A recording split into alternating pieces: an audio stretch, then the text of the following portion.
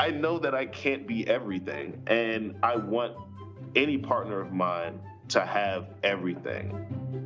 Welcome to Normalizing Non-Monogamy, the podcast where we interview incredible people from across the entire spectrum of non-monogamy to hear their fascinating stories.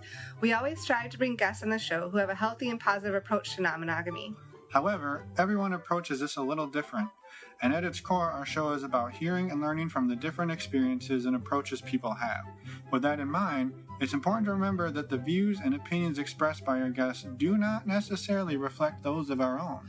It's also important to remember that we aren't doctors or therapists and that we produce this show for entertainment purposes only. Please consult a medical professional for anything regarding your health that you might learn about on this show. One final thing that we need to let you know about is that this podcast will hopefully include some explicit language. So, if that kind of thing offends you, we suggest you just keep listening until it no longer does. However, if you're under the age of 18, you should probably stop listening or gather up your parents and listen as a family. Enjoy! Welcome to episode 48. We're Finn and Emma. Yes, we are. As normal.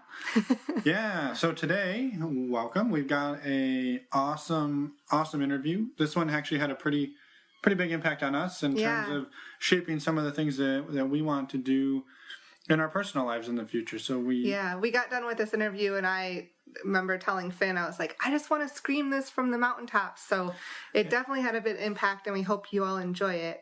Yeah, so today we're talking with Chris Smith, or Christopher Smith, and he was put in touch with us and wanted to clarify a couple of things because the interview kind of just jumps right in, basically because we had never met him. We'd never even really talked to him, but we were having a conversation with him and it just sort of made sense to start the interview. And so we just kind of started the interview. And so we mentioned somebody named Crystal, and that was Crystal from episode 38. She put us in touch with both Chris Smith and also Kevin Patterson, who we interviewed a couple of weeks ago on episode 45. So those are both people that, that Crystal was able to put us in touch with. And so we wanted to really say thank you to her. Go check out her interview. And then, so Chris he was in the military. Mm-hmm. He was a former pastor. He has master's degree. He's working on his PhD. He's written papers. He speaks at conferences. I know. It's pretty impressive. He's involved pretty heavily in the poly communities, and his personal story is pretty amazing. So definitely don't just listen for the intro, which I know most of you do. I was say pretty much everyone only listens to us ramble, right? I do want to correct one thing that was said. He mentioned that when he was talking about having sex or sexual contact with people and discussing transmission of different things, and one of the things he mentioned was that herpes or HSV 1 and 2 are only transmitted during an outbreak or during a shedding period. I just wanted to throw out a resource, and I was looking this up from the World Health Organization website today because it was something that I didn't want to get into it because I wasn't 100% sure, and I just wanted to keep things moving at the time. Yeah.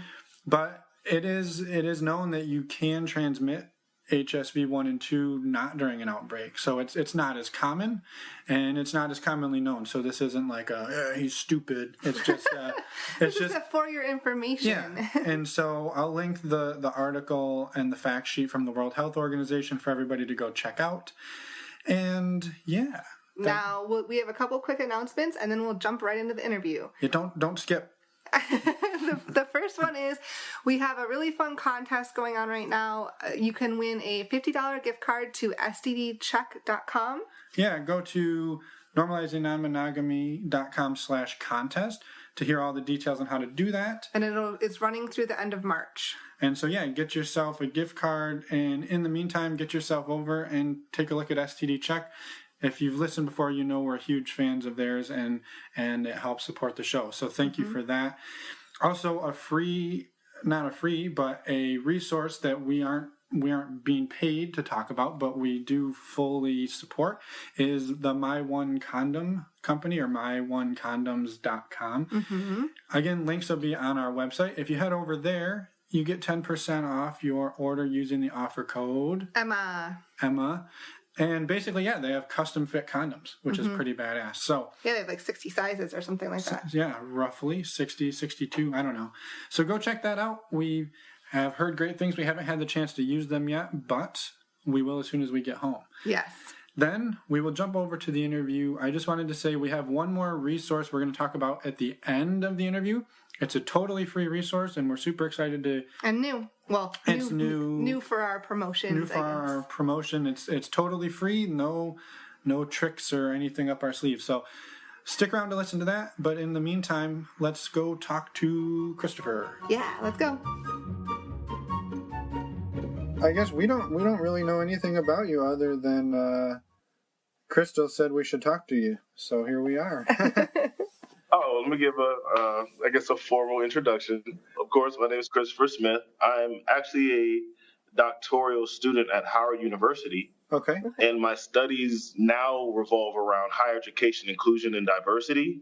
So looking at advocating for multiple relationship structures or diverse relationship structures on university campuses and making spaces for individuals that are non-monogamous, LGBTQ, so on and so on and so on. Wow. Okay. Prior to that, I was getting a doctorate in sociology, which I was supposed to get a master's, long story, whatever. But I actually wrote a paper on being Black and polyamorous. It's in the Journal of Black Sexuality and Relationships, and it's called Open to Love, Polyamory, and the Black American. Okay. Great. So I've traveled around the country and internationally talking about being an African-American male and polyamorous, as well as the intersection of Blackness with masculinity and non-monogamy, among other things. Okay. Wow. Based on what you just told us, one would assume that you yourself are polyamorous as well, or at least non-monogamous in some way, shape, or form? I do. I am polyamorous, particularly relationship anarchist. So I currently have here we go with the counting. We'll just say a multitude of partners. But I'm a local partner. And the crazy thing about that is she's actually monogamous. And that has been an interesting relationship. We were friends first for like 4 or 5 years. And one day she came to me and said, hey, I want to be your partner. And I'm like, what? You want to be, but aren't you like completely and utterly? She was like, yeah, but I see how you are in a relationship and I understand that you're doing this, one, just not for like sexual purposes, but you're actually investing in the people that you're in relationship with. And that really brought her to want to be in partnership with me. So then I have a partner in Florida. I have 2 partners in New York, one male, one female, and a long distance partner-ish. Well, another partner in Philly, and then a long distance partner on the West Coast. Wow. So you must travel a lot. I try to. I guess, traveling around doing speaking and stuff at universities must make that a little bit easier, I suppose. A little bit. In the conferences, like whenever because usually we all are able to meet up at different like non-monogamous or relationship-oriented conferences, so it makes it a little bit easier. Yeah. I can see that. How long have you been exploring non-monogamy, and I guess how did you get into it to begin with? Well, going on 7 years actually this month. It's crazy. I actually started to think that non-monogamy was for me while I was getting a master's degree in religion. Wow, okay. And so I was studying like Hinduism, Buddhism, Jainism, Taoism, and I saw that their concepts, particularly Hinduism, I'm not saying there as like their monolith, but Hinduism particularly has a very, very open, but still organized ideal around relationship. So you'll see, like, people often, when you think of Hinduism, think of the Kama Sutra, right? Mm-hmm. It's not a book about sex at all. It's actually a book about how to build relationship and then how to have sex in that relationship. So, like, people often skip over the chapters and chapters that speak about how to, if you're going to particularly like try to court another man's, woman. It's still super patriarchal because it's back then, but it was still progressive this time. Right. The rules and regulations about how to court and how to show respect and how to build communication and how to make sure that all relationships are fostered and healthy. And then it goes into these are the multitudes of positions that you can use. Right. Right. Yeah, I mean, I read it for the articles. I know most people don't, but I'm. That's not true.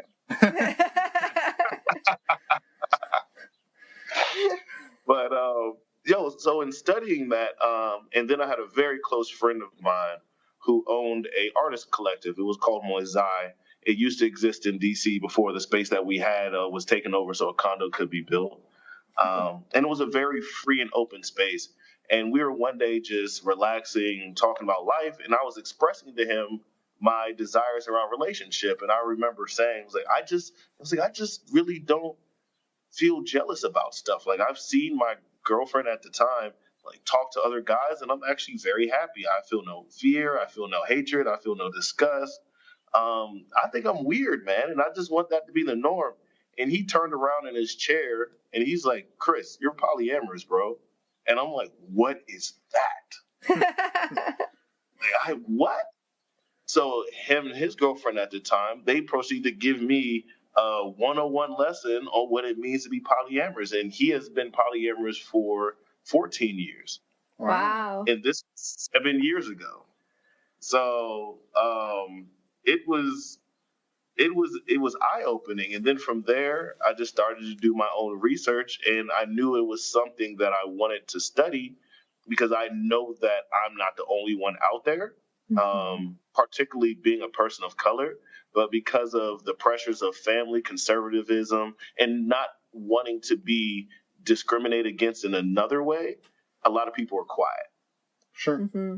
And so, I guess for anyone listening who can't see you, and I'm not going to guess ages anymore on the podcast. That's bitten me in the ass. Because I always screw it up. Do you mind sharing a little bit just about maybe personal background? I know you touched on some of your studies and your accomplishments, but I guess fill people in a little bit more, and then we can kind of get back and talk more about the story. Okay. Well, I'm 32 years old. Born in '86, the greatest year ever, according to rap artists. Me too. Woohoo! Yep. August 15th, 1986. I actually come from a military family. My father was a lieutenant colonel in the Army. My mom was a stay-at-home mom until she started to work in the school system with, what Virginia says, emotionally disturbed youth, which, the full... Yeah, whatever. So that's a different topic. Yeah, so we moved around. I was born in Baltimore, moved then from Baltimore to Alabama. That was a culture shock. A huge culture shock. I bet. Then to North Carolina, and then Virginia, where I spent all the way from fourth grade to high school. We were a very religious family. My dad was a deacon. My mom was an usher. I was on the choir. I went to Bible study. I went to all the things that had to do with Jesus. And so you never had relationships like this modeled growing up, I'm assuming. Oh, no, they were the devil. Like, completely. Anything that was outside of the stereotypical American monogamy, I had no type of idea of. And if I did hear something of it, it was automatically disparaged as if people were sluts and hoes and immoral or so on and so forth. Mm-hmm. So that was the narrative I kind of grew up in. I ended up going to college in 2004 at Howard. And not only was that my first run-in with coming to accept multiple relationship structures, but it was where I started to find myself understand God kind of different. A lot of my friends at the time were homosexual then. And that was like the big, oh my God, like you talk to other guys or other girls and you're okay with it and you're not, I can't even. And right. having those friends really opened up my eyes to the fact that if a God does exist, that God is more worried about how you love somebody than who you love. Yeah. So that was eye-opening for me. Ended up going into the military and then becoming a pastor after college in Phoenix, Arizona. Okay. Worked under the Pentecostal church. And it was there where I really realized that the way in which we're thinking about relationship and its acceptance, not just societally, but on a spiritual level, is wrong. There was no way that I could tell these couples, particularly the young adult ones, which I was over, or that I was in charge of being a shepherd, whatever terminology, Yeah. that their love was wrong simply because they had the same genitalia. Yeah. And so did you push against that? I'm just curious in as a pastor? I did. And it got me into some trouble. Yeah. When you're dealing with particularly the Pentecostal church or Pentecostal adjacent, it's very conservative. And the person who is the pastor or the bishop is seen almost as like Jesus themselves. So if they say something and you're like, but no, you're automatically like, yeah. Yeah. And so how did that play out then? Moving, I mean, obviously, at some point you said you started to question both the sexuality aspect and then the relationship styles. How did that work, and how did it evolve? Well, personally for myself, it involved in my own personal exploration. I remember there was a point in time, literally, when or if I would sexually connect, and I laugh because I look back at myself like, what the heck were you thinking? Where if I were to sexually connect with something or an individual or somebody or something, period, I would literally bow to my knees and start to pray for forgiveness. Wow. And I'm like, but that was ingrained in you, right? Growing up. Yeah. So that doesn't surprise me. Like that, when you grow up that way, that is very innate inside of you. And you feel a lot of regret and remorse when you, go against that. Yeah. And then it actually took a young lady. She was bisexual. And now she, let me be correct, he now, because transition, later on down the years, we had just finished having sex and looked at me and said, why do you feel guilty? We both had fun. We both feel so much better now. And we both feel so much closer. Or am I making assumptions? And I had to really check myself. And this was like 2010. I had to really check myself. And I was like, no, you're right. Like, I am literally guilting myself on something that has built a genuine connection between two people and is good. And that really, it was that moment that I can say that really, outside of everything else that's gone on from the interactions in undergrad to to pastoring a church where there were people with multiple lifestyles, it was that interaction that hit me. It was like, Chris, you're doing something wrong. Like, your scope and your understanding is too limited to really, one, help people as they journey through life, because that's always been my passion, but even to be free to the point within yourself where you can actually help people. Yeah. Right. So how did you transition then? I know we're talking personal, but how did you move from being a pastor to what you did next? Was that part of that transition? That was part of it. When that moment happened, I knew I needed to go back and study more in order to be a good, person in that role. So I went to Howard University Divinity School and took 2 years of coursework to get a master's in religious studies with a focus on religion and society. My favorite class was my world religions class.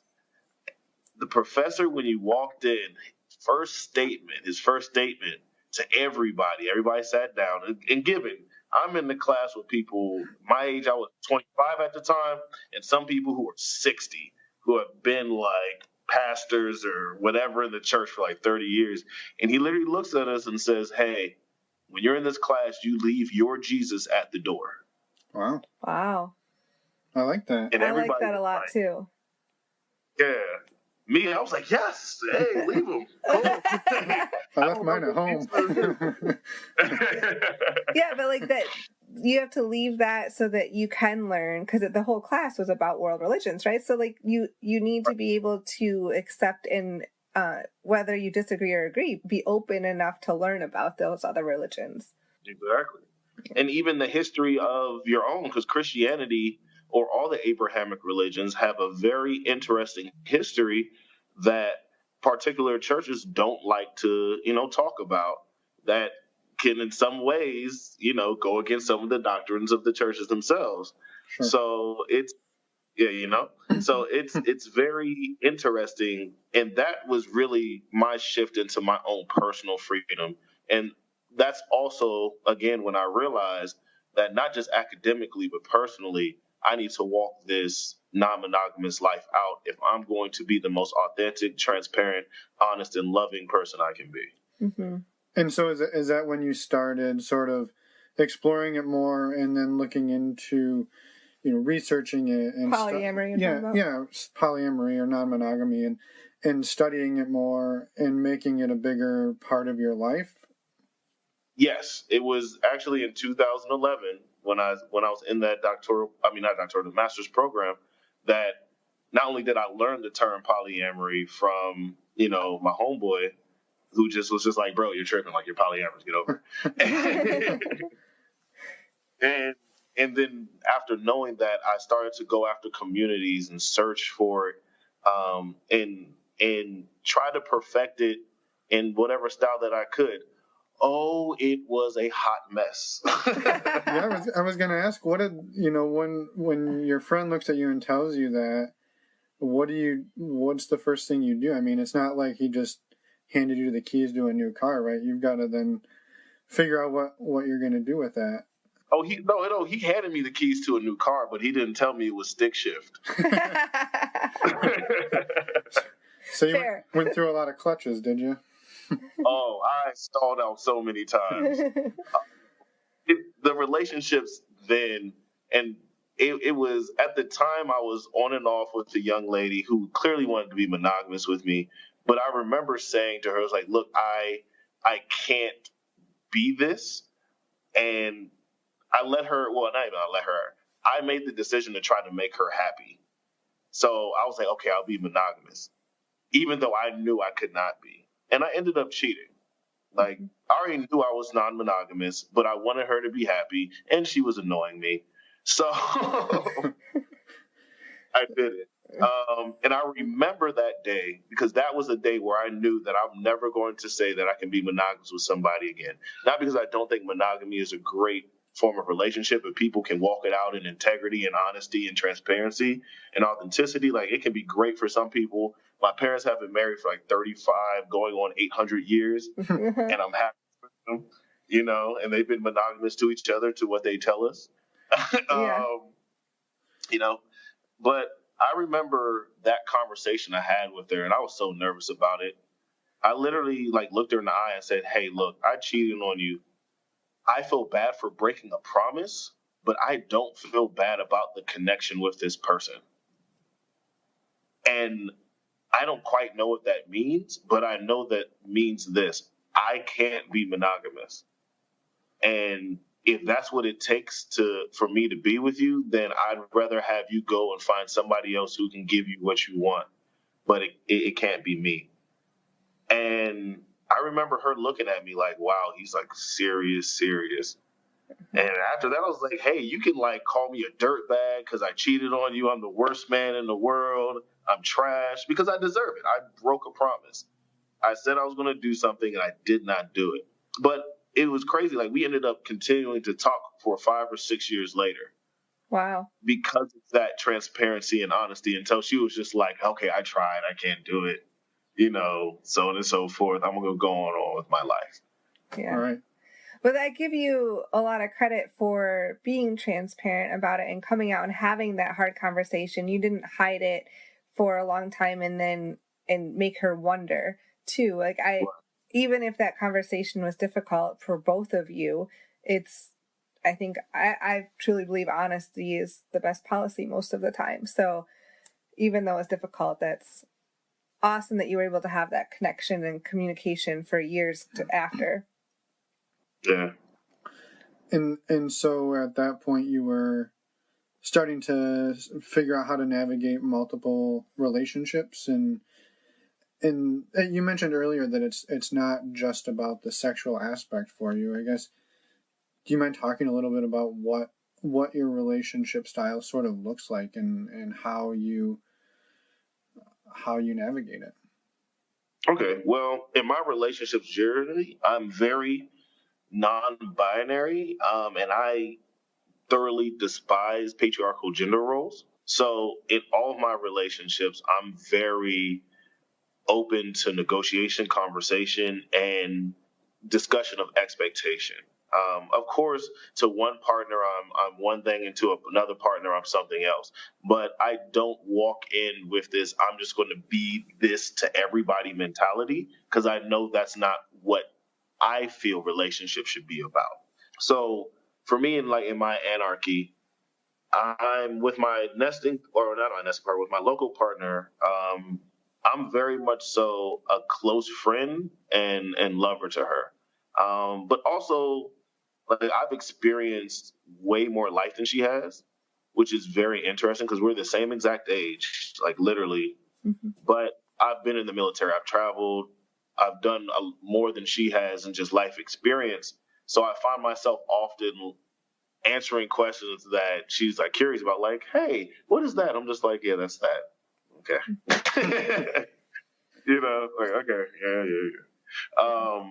But she, to me, is a very, very, very, very, very strong support. Because we were friends first, and how we met, I was at an internship working for the government, and so was she. Okay. And it was one of those, we walk into a room, and immediately I'm like, her. Uh-huh. Like, it was just that. So I go to the back of the room with all the boys, and of course, we're like, "Oh, this person's cute," and da da da da da.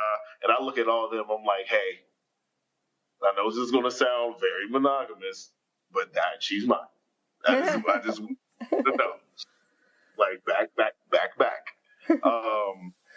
So we ended up. I go out and I invite her out, and I tell her this is how I usually do. I say straight up, I'm like, "Hey, I think you're very beautiful. I'm attracted to you, but I want you to know that I'm polyamorous, and we can talk through that." And she very nicely was like, "I don't know what that means. Let's talk about it." So we spent literally 2 hours and 3 drinks, as we're sipping slowly, um, talking about it. And after the discussion, she literally looked me in my eyes and said, "Look, I think you're a great person, but I don't know if I can do that."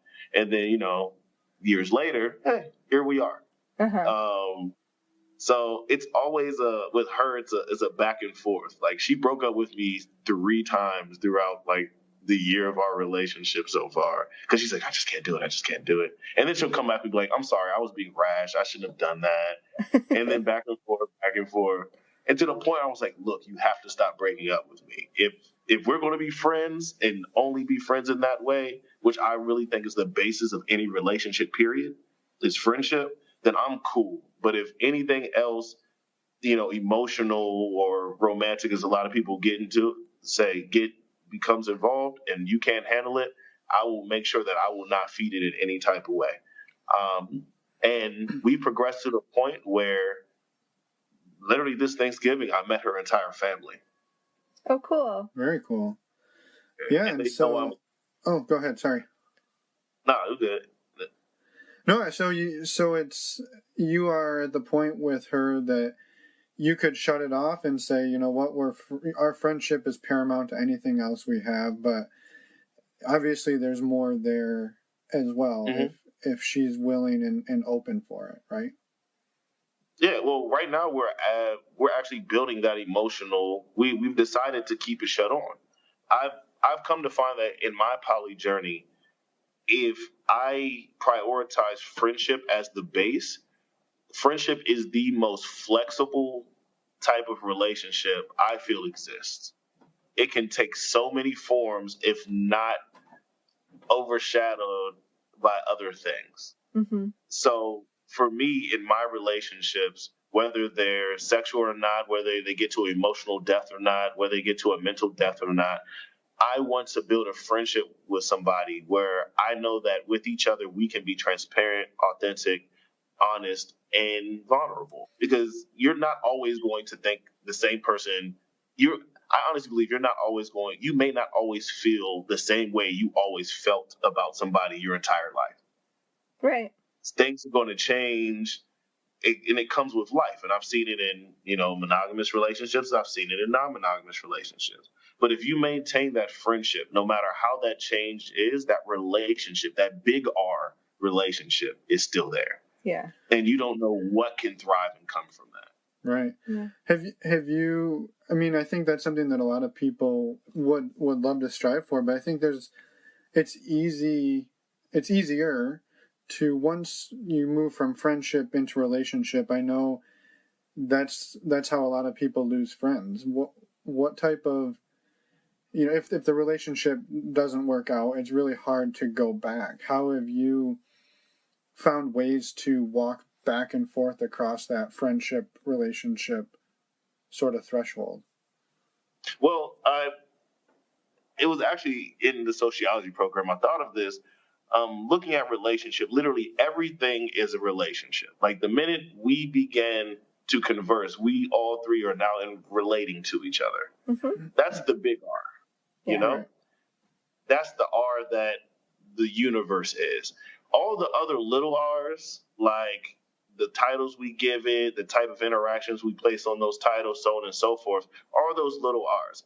I just happen to give more weight to the big R than these other little R's that we create through our societies, through our mindset, so on and so forth. So this recently happened, I had a nesting partner that moved away, and we kind of broke off. And for me, it's just like, hey, we can still talk, chill, hang out, so on and so forth. It's whatever. I just know that we can't and probably won't be engaging in certain activities and conversations. I'm completely okay with that. Mm-hmm.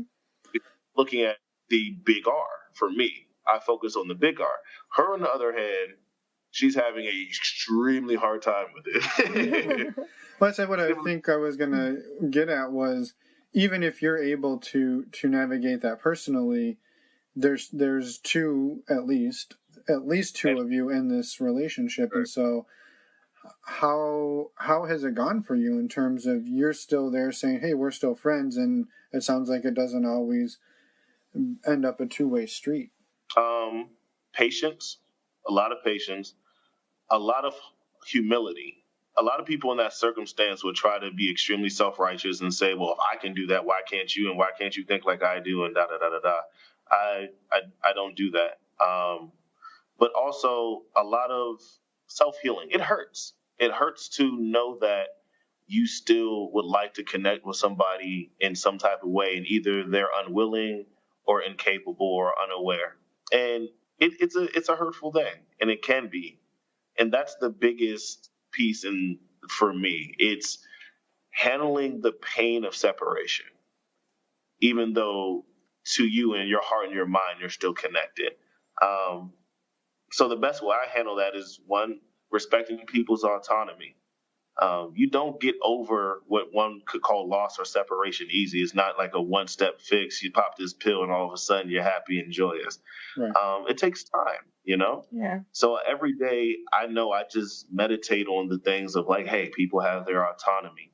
Simply because this person doesn't want to connect with you the same way you want to connect with them, it still means that you're of worthwhile and you're still a good person and you're still worthy of friendship and you're still worthy of love. Because it's easy to, and also conditioned to, beat yourself up when somebody doesn't want to connect with you the way you want to connect with them. It becomes like a self-loathing feeling.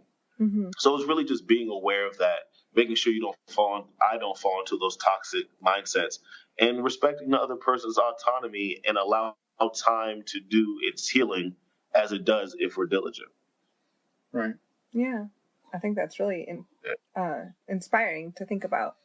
Well, I was curious, when you started off down this path, did you go right into the relationship anarchy model, or did you kind of work your way through different sort of strategies? I know people talk about hierarchical and non-hierarchical and all of some different terminology around this. What did it look like for you out of the gate, and has it evolved over the last 7 years? Oh man, no! Out of the gate, I just went for it.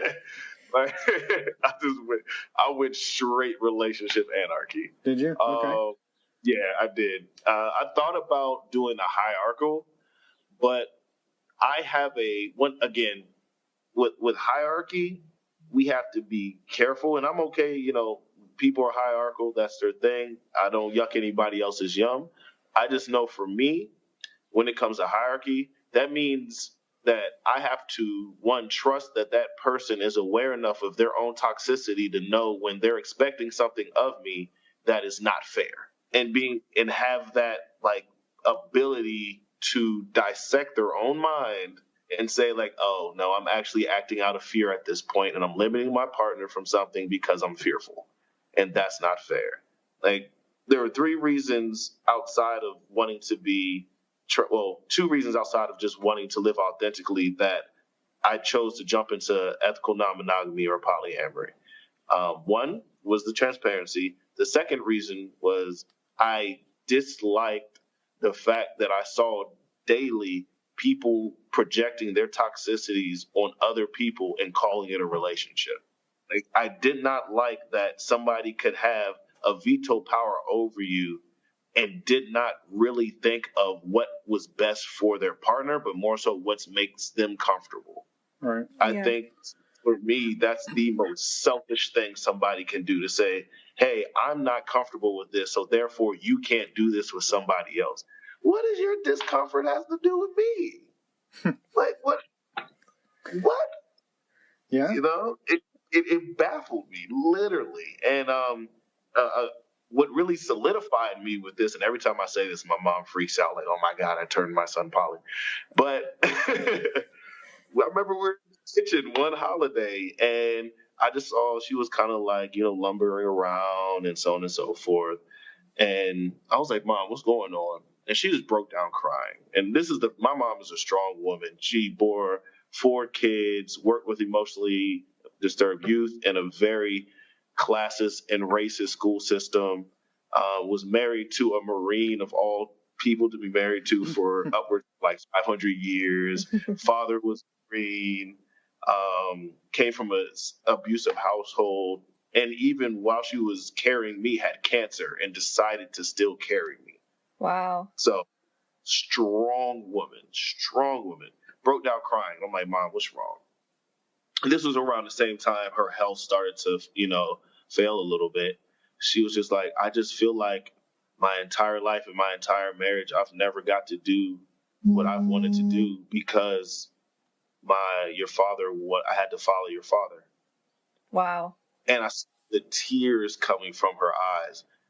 And I just hugged her. And it was at that moment, it was solidified in my mind. I'm like, I am never going to project my want off of my fear, my own toxicity onto a partner of mine. And if I do, God help me, I am going to do all that I can to make sure I fix it as fast as possible. Because I never want a partner of mine to say years down the road that, oh, Chris limited me from something.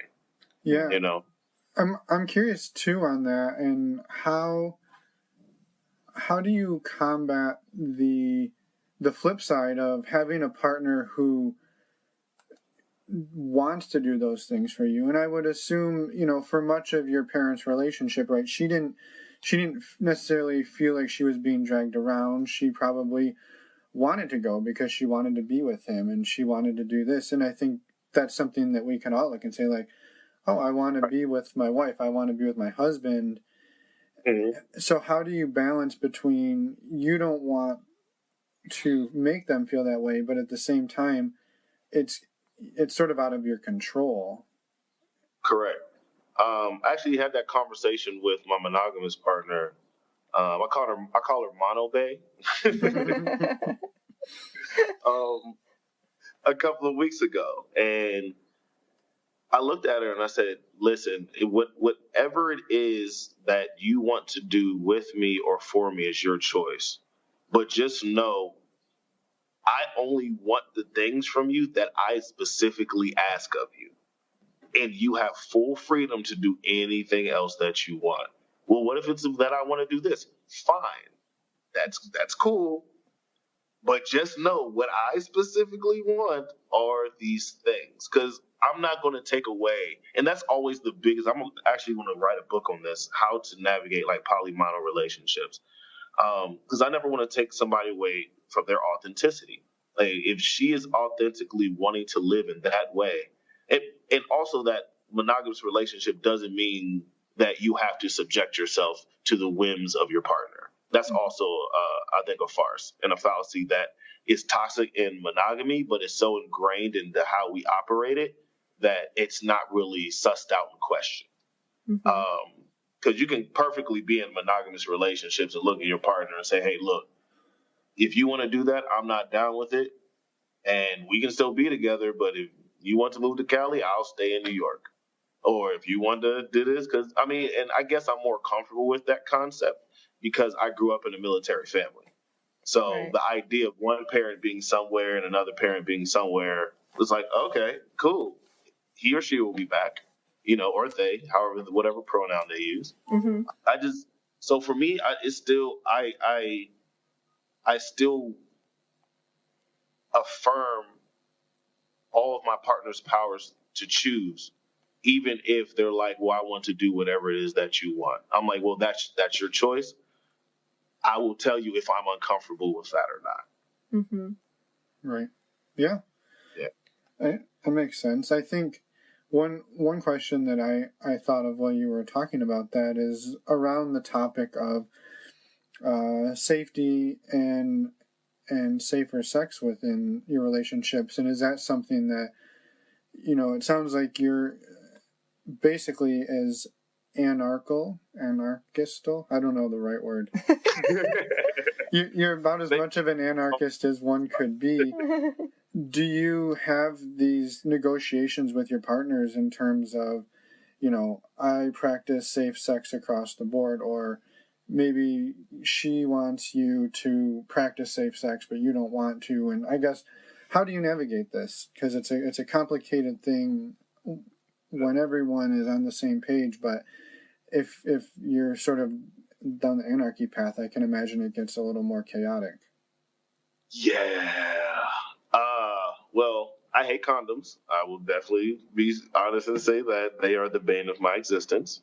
But I am very careful because I know that I don't like that form of protection. I always have conversations before and or after about sexual history.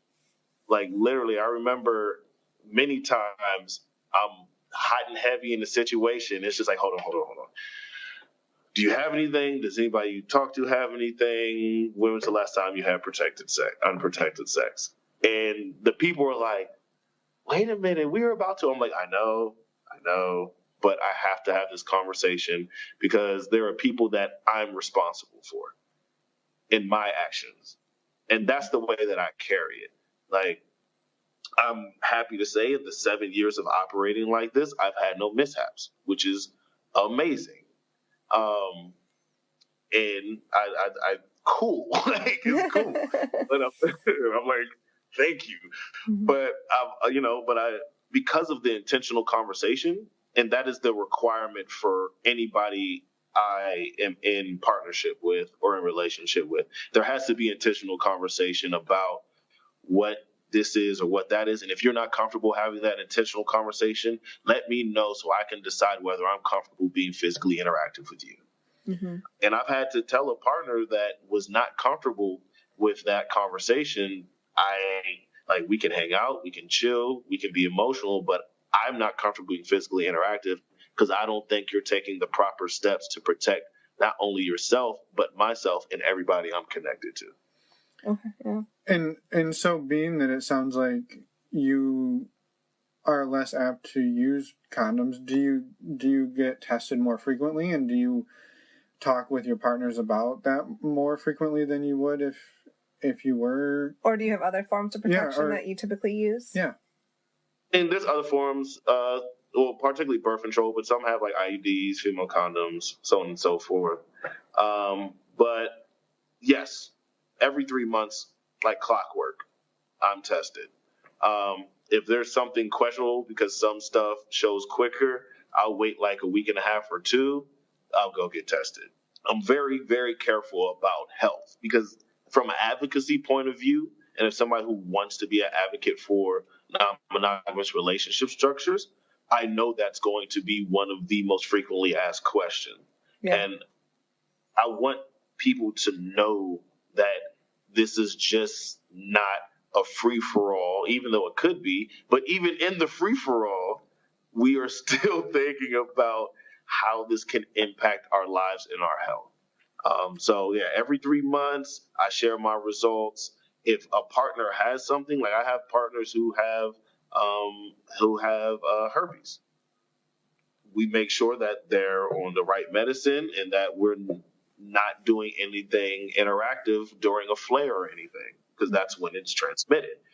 So researching STI transmission and how long it lasts and so on and so forth, while being the last 7 years, I swear I could teach any sexual health class that exists anywhere. Well, yeah. Probably better than a lot of the information that's out there. Exactly. No, I think we really appreciate you sharing sort of how you navigate that, because I think when somebody hears that you have this many different relationships, and then not to say that you don't use condoms, but that it sounds like it's maybe not your go-to strategy, I think a lot of people would be shocked to hear that. And so hearing that, one, that's sort of true, but also that you've done it for 7 years successfully is also comforting and a good good advocate for that. Yeah, and everyone approaches it differently. This is just the way you approach it, right? Yeah. Yeah, I'm an advocate for, all protections if people want to use them. I'm just at risk management. Like, know yourself, know your risk, and make sure that you're doing to the best of your ability all that you can to protect yourself and your partners. And just like relationship, protection looks different for everybody. Right. And you touched on earlier that your mom was concerned that she turned you poly. I was going to ask that question too. Yeah. It sounds like they are aware that you are in non-monogamous relationships. Oh yeah, they've met to my ex-partner and now my still current partner. I actually took them to my brother's wedding, and they met them individually as well. It was I enjoy those moments because like it's not like a show off, but it's kind of like a told you it's possible, ha ha ha. Like my entire family knows. I remember the day I told my mom and dad, and my dad started laughing. Oh, jeez. It was just like the heartiest laugh I've ever heard come from my father. And my mom was like, "No, can't do it. Your dad's penis is mine." And I'm like, didn't need to know that, but thank you. It's been for a second, we all understand. That's your penis. My brothers and sisters, I would say ironically, but another topic I also want to look into is the tension of putting non-monogamy or polyamory or ethical non-monogamy into the sexuality category when there are a lot of people with varying sexualities that aren't non-monogamous. Yes. And that's why I'm not, when people say it's a sexual orientation, I'm like, no. There are people in non-monogamy that are asexual, that it's, you can be pan and you can be poly, you can be pan, you can be mono, it's not the same thing. So my older brother and sister are both homosexual, but they are avidly against non-monogamy. So I remember coming out to them and they're like, "What is this bullshit? What are you talking about? Blah, blah, blah, blah, blah, blah." And I'm literally baffled, like, didn't you just get rights like 2 years ago? How dare you trying to tell, like, you've been fighting to be recognized your entire life or something, and your own brother is coming with his own identity, and you're not supporting me? Trash. Like, that was literally my response. And it's been, in the 7 years, I just like they had to experience, and they've actually came back and apologized since then, saying that they had to see that, no, I was actually serious about this. Like, this isn't just a ploy to have a lot of sex. This isn't a ploy to be a pimp. This is actually something I'm walking in day to day in full authenticity. My cousins, they're just like, hey, I think it's cool. It's whatever. My grandmother has dementia, so I don't know if she even remembers. Like, You have to tell her every day. Right. And by the way, these are all my partners. What? Okay. We shouldn't be laughing about that, but Shouldn't. But, you know, sometimes you have to. sometimes, Helps yeah. you get through. Yes, exactly. So it's been with my family, it's been interesting. With my friend group and my circles of friends that I did have, some do and did have, that was probably the hardest because I did lose, quote unquote, a lot of friends. People, I literally had married couples that I used to go out with often no longer want to spend time with me because they felt threatened. Okay. Particularly the guy that, hey, he doesn't respect relationship. But I'm like, no, I'm actually, because I'm honest, I'm not going to go after somebody who's in a monogamous commitment because I respect relationship. This is why I'm poly, because I want that relationship to be respected, and I want boundaries to be respected, and I want people to be authentic. And then I also look at these same dudes and they're like cheating on their wives every other day. So I'm like, maybe I shouldn't be hanging around you all anyway. But so I've lost friends, and also because I also operate in a very non-gender type way, and that's the final reason why I walked into polyamory. And I often don't use the word hate, but I literally hate the binary gendered constructs that are in the hypocrisy that comes with relationship. It really breaks my heart that if I talk to multiple people, whether man or woman, male or female, I'm seen as something, and that if a woman identifying individual does it, they're seen as something else. And I don't like the fact that that's replicated over and over and over and over.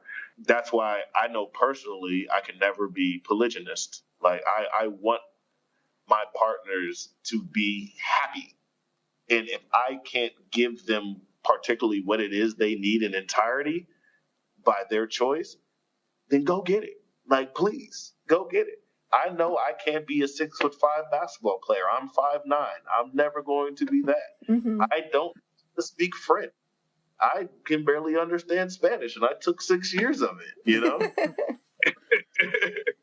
Right. Like, I know that I can't be everything, and I want any partner of mine to have everything. And I was actually my male partner of mine who lives in New York, we're having the same discussion. He was like, Chris, that's so admirable that, like, you've met my other male partners and you all kick it off so easily. I'm like, yeah, like I want you to have everything. And if I can't give it to you, dang it, go find it. Just make sure our agreements stay the same, or if they're not going to, let me know so we can have a conversation and make the alterations that we need to, you know? Mm-hmm. Yeah, I mean, I think that's something that we all should strive for. Yeah, in my opinion. Exactly. I agree. And it's not everyone's human nature, right? Like, it sounds like a lot of this has come very easily to you, and some people, I think, probably struggle with the jealousy a lot more than they want to. Yeah. Well, and I think you want to be somebody's everything. Right. And to admit that you can't be is it's hard on your self-confidence. Exactly. And especially if it's something that you want to be. Like, sure, there's certain things that I know I can never be and I don't care about. But if there's certain things that I want to be that I can't be, I think that's where people have a hard time. And I guess have you struggled with that at all in terms of like, oh, I thought I was filling that role, and all of a sudden you learn that you weren't actually filling that role, and they had to go find it somewhere else, and that stung a little. Oh yeah. Oh yeah. Yes, I have dealt with that throughout the 7 years of living polyamorously, and some have been more difficult than others. And because particularly, I find myself, or I would like to think of myself as somebody who's very reliable. And when a partner came to me and said, "Hey, I really can't rely on you for this particular thing that I thought I was very reliable on," it was just like a to the chest. Like I felt like a huge cannon hit my chest, and I like lost my breath. I'm like, no, who am I? Am I of worth? Why am I here? Oh my God, I should just be monogamous. You know? Yeah, because I guess stomps on your self-confidence in that moment. Yeah. And it hit hard. And it's something like it happened, 3 years ago? And up to about 6 months ago, it still was hitting me because I was just like, this person aren't even partners anymore. But it was still like, oh my God, like, I'm not this person. And the way that through the 2 years and a half, I've been trying to deal with it in the way that I'm learning to deal with it now, is really for the 2.5 years, I did the very wrong thing of then trying to prove in every other relationship that I'm this super reliable person to the point of stressing myself out and not giving myself enough time for self-care. Mm-hmm. So I've always tried to be there for everybody, be the emotional pillow for everybody, be the person to converse with for everybody. And it literally drained me. And then I remember 6 months ago, I was literally like, I can't do that. And I just have to accept that my limitation. And not only that, that limitation or that person expressed, it was just a limitation for that person. And how dare I apply that to every other piece of my life? Mm-hmm. Right. You know, it's like going on like the race part. Like I am categorized by the United States as African American or Black American, right? Mm-hmm. In my ethnic background, I have Irish, British, Native American, Congolese, Ghanaian, Jamaican. That is so much makes up so much of me in my cultural understanding. I've lived in the South, the North, the Northeast. I've been to Canada, Mexico, St. Thomas. I lived in Hawaii, you know. So how dare I just take this one thing that was labeled on me and apply it to every piece of me that existed in every relationship that existed? And really thinking about that in the race versus ethnicity versus experience way helped me understand that simply because you're not one thing to one person, it does not disqualify you from being that same thing to somebody else. You know? Right. Yeah, absolutely. And I think in that discovery, you touched on something else that I wanted to ask about, which was you sounded like you ran yourself dry trying to handle all of these different pieces and prove this. How do you manage your time? And it sounds like that became a problem up until about 6 months ago, and probably still is at times. But... Yeah, you're a student, right. and trying to manage everything else, just life in general. Yeah. I returned to the excessive use of Google Calendar, which is a great tool. Tool. But I made the habit of protecting myself and my energy. So I literally will send a mass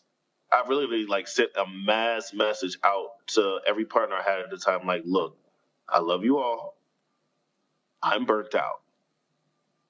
I need to take care of me so I can be better partners for you all. So if that means I don't communicate with you all the time, it just has to be like that. And if that's not okay with you, maybe we shouldn't be partners, but I want to be the best partner I can. So I'm going to be distant sometimes. You may not hear from me for a week or 3 days sometimes because I'm taking care of everything I need to take care of. But if you're willing to stick through it with me, I'm glad to still have you as my partner. And actually, all of the partners but one were okay with it. Can I ask why the one wasn't okay with it? Because she really needs a lot of attention. Okay. That is one of her things for her partnerships. She's more of the hierarchical type. Mm-hmm.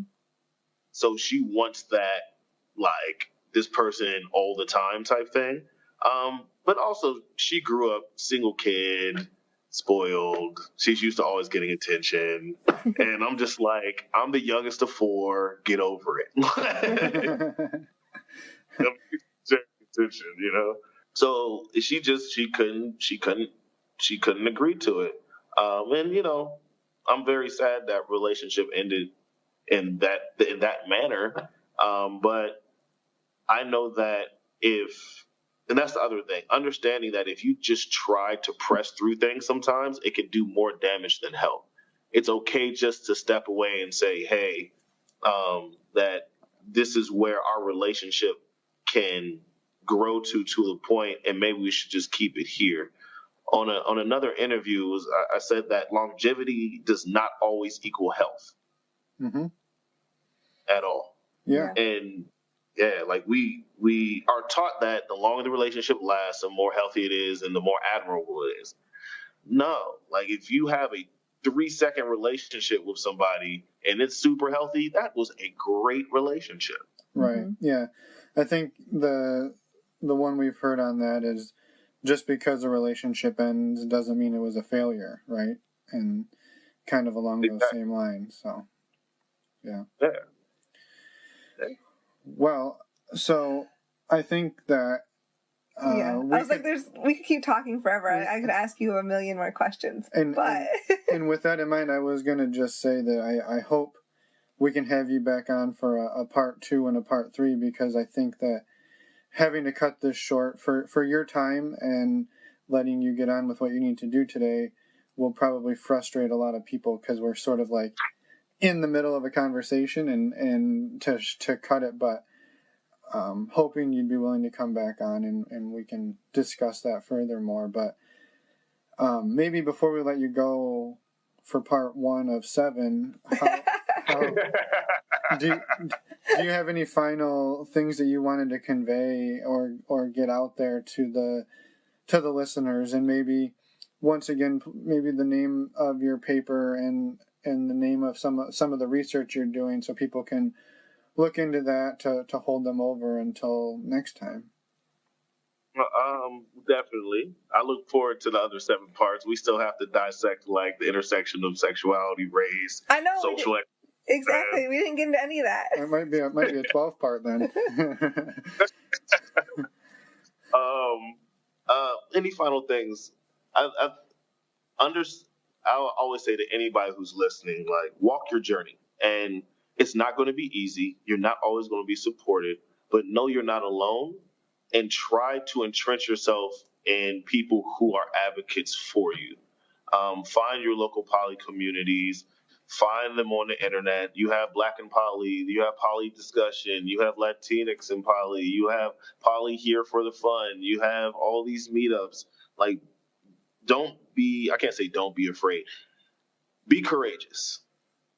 You know, be courageous. Take those steps. Live your love your life, and love those around you.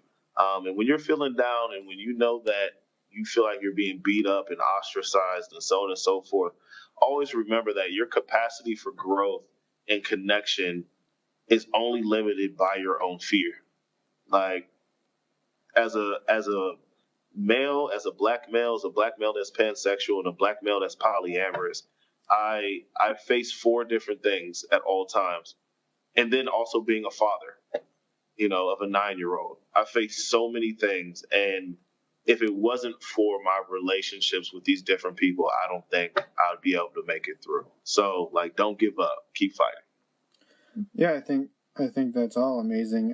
And then you drop in there that you're a father. Yeah, we didn't even touch on that And either. now we have to add another 3 parts to the series, so but no, I think that's all amazing, and for anyone listening to hear that through all of this that you are juggling those things, I think that's admirable and incredible. So, and it sounds like you're being really true to yourself and how you want to live your life, and you're living life with purpose and with compassion, and that's awesome. That's amazing. And so maybe finally, just to let people know again how they can find some of your research and anything else, maybe if you want people to get in touch with you or not, and then, yeah, we'll let you go have the rest of your evening, and we will talk soon. Definitely. Well, my Instagram handle is very simple. It's at Smith Christopher N. You can see all my shenanigans there.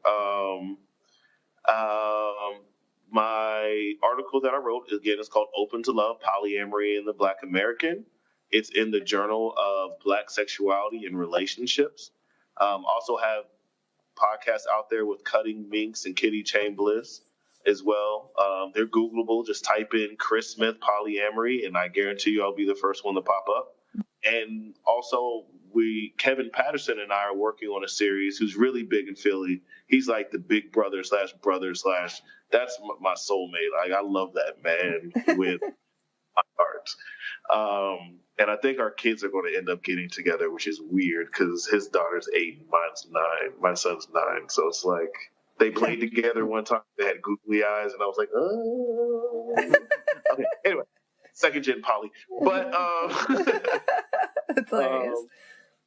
Look out for his and I stuff. Also with Bex Caputo, we often travel to different conferences and we talk about masculinity and polyamory from the black male pansexual point of view, from the black male exploring married point of view, and from the transitioning now white man point of view. Mm-hmm. So it's a great series to listen to. We often shake up a lot of people and throw out perspectives that people really haven't heard of or are hip to. So look out for all of that. Kevin has a book out. It's called Love Is Not Colorblind. It is a great book. Please go read that. And in July of next year, there's a conference called Poly Dallas Millennium in Dallas run by Ruby Johnson, who is a great social worker. And is one of the few black women in the American Association of Sexuality Educators, Counselors, and all these words for people who talk about sex and stuff. Mm-hmm. And that conference is amazing. And Kevin and I and a bunch of other great scholars and lifestyle advocates will be presenting there. Okay, great. Excellent. Yeah. Well, thank you so much for your time. I think that this was a little bit different interview than what we've done in the past, although actually I don't think so. No, you touched on a lot of really amazing things, and just thank you so much for your time. And we'll put links to everything you mentioned as well in our show notes, so people can easily find you. Of course. And go enjoy the rest of your evening, and again, we will be in touch. Yes, thanks again. No problem. It was my pleasure. Thank you. Okay. Thanks. We're back. Yeah, and thank you, first of all, to Christopher. Thank you to Crystal as well for putting us in touch with him. And yeah, we look forward to episodes 2, 3, 4, 5, 6, 7, and 8 that are coming up with him and subsequent versions. Yeah, super fascinating, and can't thank him enough for sharing everything and for the work he does. Yeah. As promised at the beginning of the episode, I told you about a free resource, or as I like to call them, free sources. Oh, no. No. It is. Basically, for anybody who's listened to episode 29, they know that we are traveling the world. We quit our jobs. We somehow have been able to budget to do that. And one of the things that we do to do that is we use a website called Personal Capital. Yep. We've been using it for years and years and years. It's totally free. There's like paid things you can do. I've never paid for anything on there. No, we get everything we need just by using the free website. So no reason to pay, but it basically lets you track your money, track your spending, create budgets, and do all the things that allow us and allow you to keep track of your money better, save money, and maybe budget out some money so you can do things like Desire or Hito or swinger parties, and you can see how much am I spending on this partner and that partner and that partner. I don't know. It's a really cool thing. I think the biggest thing for me is you can see all your accounts in one place. So you can see your credit cards and your bank accounts and everything, and so you can. It's a snapshot of your entire financial everything in one spot. Yes. So go to our website, check it out, Personal Capital. Yep, and there will be links on the homepage, links on the resource page, links in the show notes, and our website is normalizingnonmonogamy.com. Yeah, that's usually my job. Well, I know, but you didn't do it in the intro. That's because it was long enough. You could also find us on Twitter and Instagram under the screen name NNM Podcast, and on Casty under the same screen name. Next week, we have a really fun interview with Toward Souls, some other podcasters. Yeah, fairly new podcasters. Same-sex female couple, both bisexual. So, fellas, you're not counted out this time. But everyone's going to want to listen to that one. In the meantime, thank you for listening. Thank you for sticking with us. And thank you for supporting the show. Yes. Have a great week. Bye, everyone.